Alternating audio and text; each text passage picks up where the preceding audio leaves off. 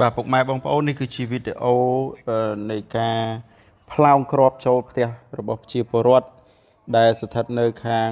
ភូមិអូជ្រៅសង្កាត់អូជ្រៅក្រុងប៉ោយប៉ែតខេត្តបន្ទាយមានជ័យគឺនៅថ្ងៃទី22បាទ22ខែធ្នូឆ្នាំ2025នេះផ្ទាល់តែម្ដងដែលខ្ញុំបានដកស្រង់ចេញពីប្រភពបាទ account Facebook របស់លោកសៅកសលបាទគឺនៅថ្ងៃនេះផ្ទាល់តែម្ដងហើយយើងដឹងហើយថានៅ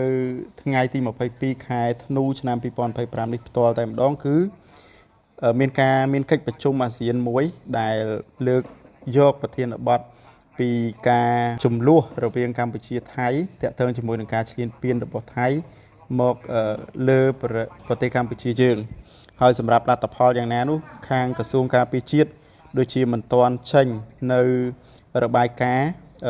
តាក់ទងជាមួយនឹងកិច្ចប្រជុំនៅថ្ងៃនេះទេបាទក៏ប៉ុន្តែស្របពេលដែលកិច្ចប្រជុំអាស៊ានបានចាប់ផ្ដើមយើងងាកទៅមើលខាងកងទ័ពថៃគឺរឹតតែធ្វើការវាយប្រហារទាំងតាមថ្មើរជើងនិងការប្រើប្រាស់កាំភ្លើងផ្លោង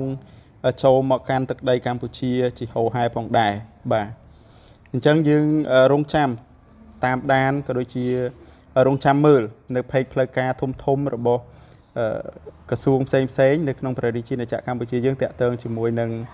លទ្ធផលនៃកិច្ចប្រជុំអាស៊ាននៅថ្ងៃនេះតាក់ទងជាមួយនឹងចំនួន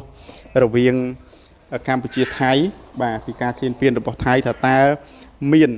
លទ្ធផលជាផ្លែផ្កាអ្វីដែរឬទេបាទសូមអរគុណ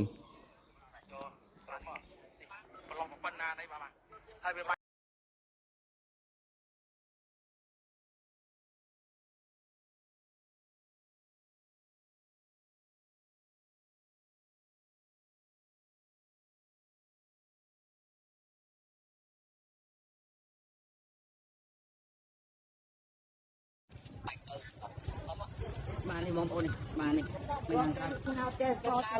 បាននេះផ្លាតតែភ្លើងបាទនេះមកជួបផ្លាតតែភ្លើងយ៉ាងហ្នឹងហើយនេះ